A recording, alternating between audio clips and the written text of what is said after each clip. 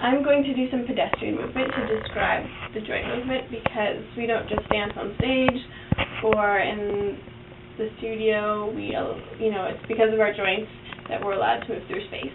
So I'll be doing one movement sequence and then describing it from my head to my toes and then kind of filling in the blanks with where that doesn't, okay. So here we go.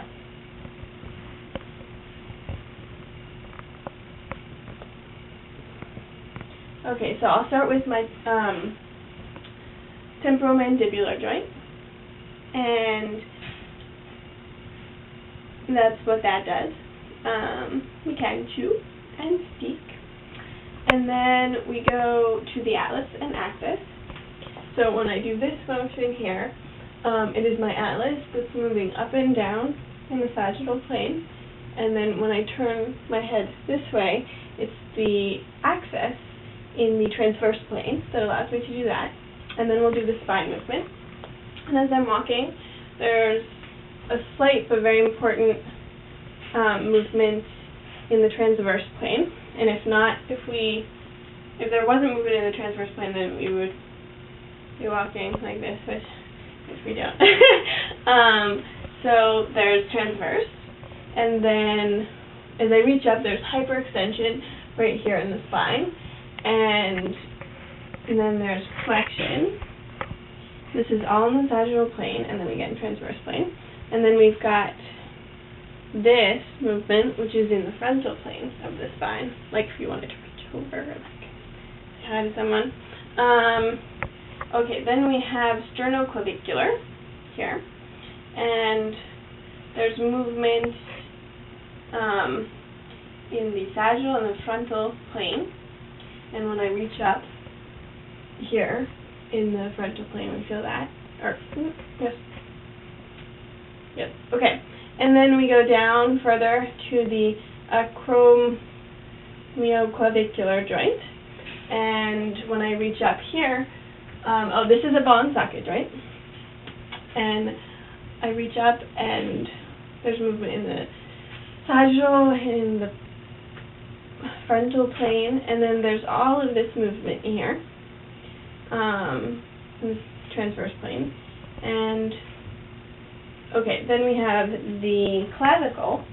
No, then we have the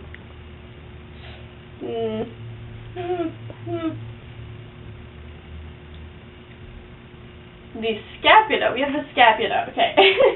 So we have the scapula, and as I reach up, the scapula is moving upwards in the frontal plane, and then if I were to reach like really far over it, then there would be this movement in the sagittal plane. Then we go down to the elbow, and this is a hinge joint, and it only moves in the sagittal plane here. And then the wrist, which is also a hinge joint, which moves both in the sagittal and the frontal plane. And it can do adduction and abduction.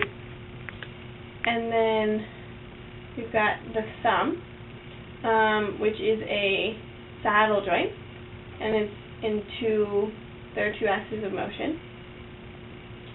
And let's see what else. We've got all these carpal bones with no axis of motion, or multiple axes of motion, and then the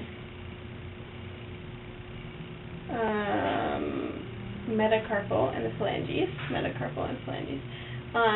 which flex and extend, and then hyperextend, which you can see here. I don't know if you can see this. Okay.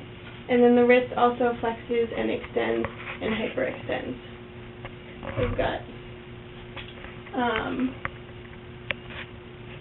flexion, extension, hyperextension, and then flexion, extension, hyperextension. Okay, then we've got the hips, and that's ball and socket. And when we're moving, I'll do this several times, there's flexion and extension, and then hyperextension, flexion, extension, hyperextension. And that's in the sagittal plane, but you can also move in the frontal plane, and then you can move transverse here with all of this motion. Then you go to some knees, and this is a hinge joint. And when you walk, it's the same here with flexion, extension, and you shouldn't have hyperextension in the knees, but some people do, and it's really dangerous for your knees.